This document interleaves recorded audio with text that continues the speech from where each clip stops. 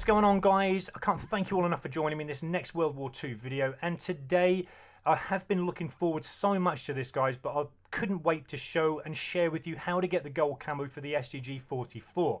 If you have used this weapon before, it is the third one in the list of the rifles.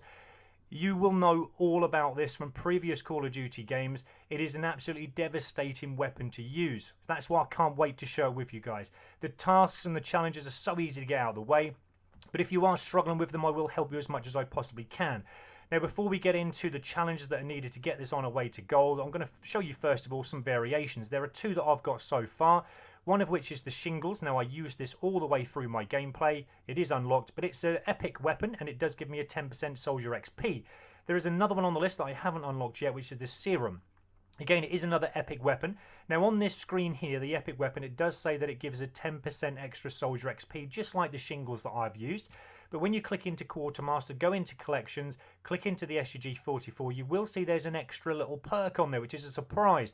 You have got a zombie perk body count on there as well. So if this is something that you want to unlock, then you'll have to do this. If you don't know already, guys, but you'll have to unlock all 7 of those tasks before you can have access to that serum epic weapon. Now, you can use your tokens to do this, or you can get them through supply drops if you're lucky enough. But if you fancy spending some of your tokens, then you can unlock all of them if you want to. Then you can have access to that serum weapon. But I didn't unlock it myself, and I probably won't bother now, but it does look and sound pretty cool. It's a little bit smaller than the STG44 standard, if you see that as well. But into the actual challenges now. So the first 9 camos, as always, guys, are getting the headshots with this particular weapon that we're using to get to gold. Now, headshots come very naturally for the STG44. It is a devastating weapon, as I said. When I first started to use this weapon, I used the standard sight. Don't usually like using it, so I try within the first few games to get the weapon up to level Prestige 4, and then it gives me the chance to get the reflex sight on, which I much prefer. But you can still do it with the standard sight, it doesn't matter.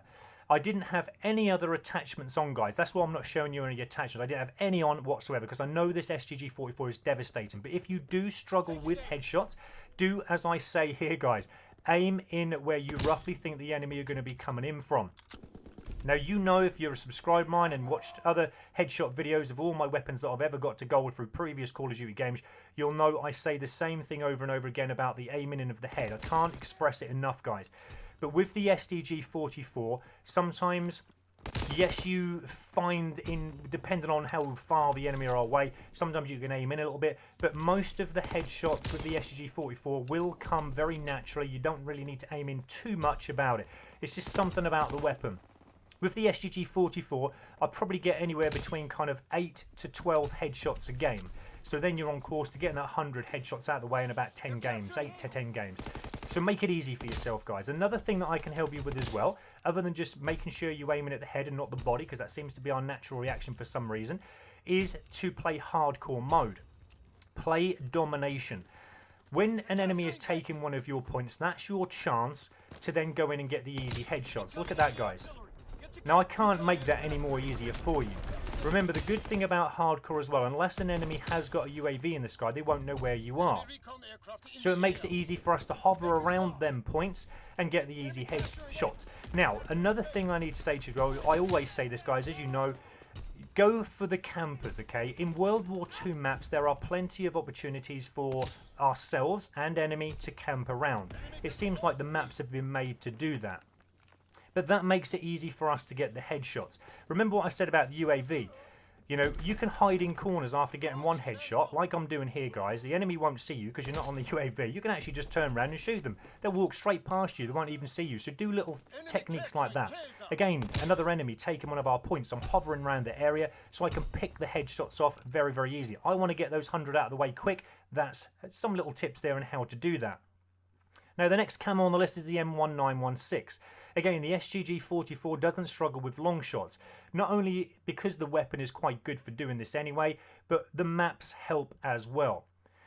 Most of the maps, as I said, are very big, they're very large, and to be honest, every single map that I've been in, you've probably seen this yourself before, will give you an opportunity to give a long shot. Whereas when I'm thinking back to an example of Infinite Warfare, Black Ops 3, Advanced Warfare, those kind of other Call of Duty games. There was only certain maps that I would only ever recommend to you where to get the long shots from. But every single map you can get a long shot kill from in World War II. It's amazing. But you can get these 10 long shots out the way in one game. I did. I'm just showing you other videos here where you can get some of the long shots from, just to help you on some of the maps where you can get long shots from. But it really shouldn't cause you a problem. You can actually choose a different sight than me if you want, guys. If it helps you, there's a 4x optic, a little bit more zoom lens if you want to choose that one. But I never really found it a struggle. Reflex sight did it for me. Now, the snow camo. You need 50 kills with your infantry division. Well, we're in infantry division anyway for the rifles. I've actually prestiged that up to maximum now, so I'm now going to move on to another division. But you just need 50 kills with the infantry division. For the Leopard, again, same thing, just 50 kills, but this time with a different division. So you've got 4 other divisions to choose from. It's up to you which one you choose. There's not a requirement of a certain division you need to be in. It just says another division. So you can select whatever you want, guys. But again, getting the 50 kills is very easy. You could probably get them out of the way in about three games if you're good, because the STG44 will allow you to do that. It's an absolutely brilliant weapon.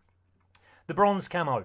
Now this is where it really does start to get exciting and a bit more fun with using the actual STG44. This is what it is actually very good for.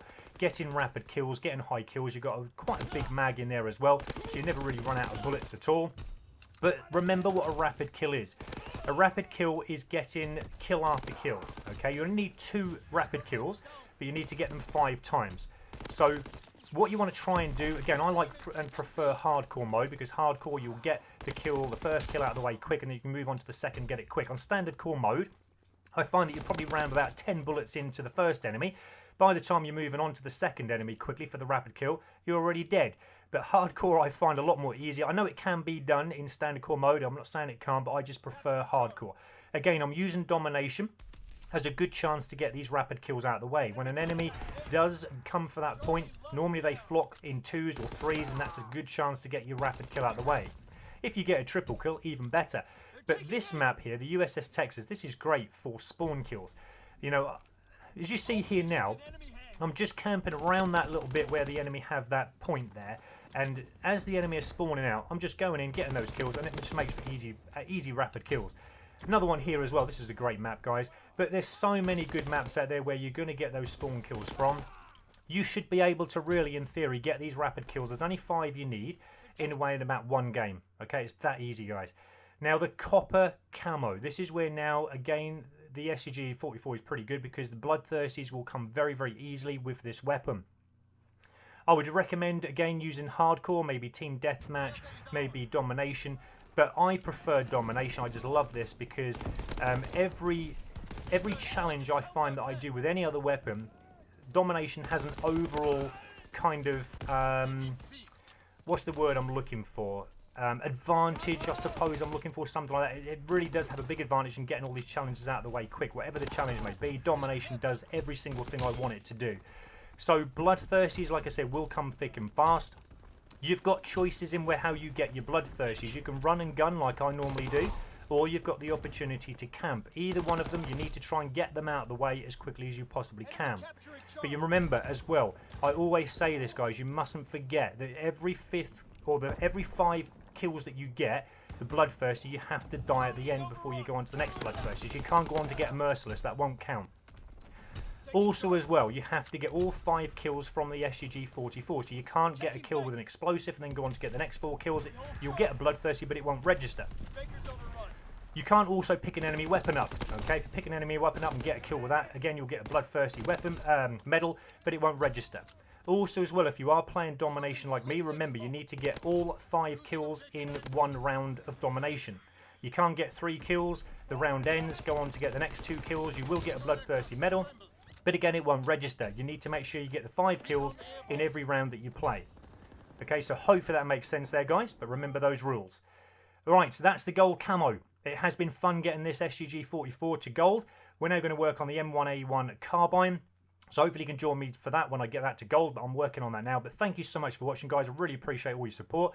Please leave a like and please don't forget to subscribe. See you on the next video. Take care, guys.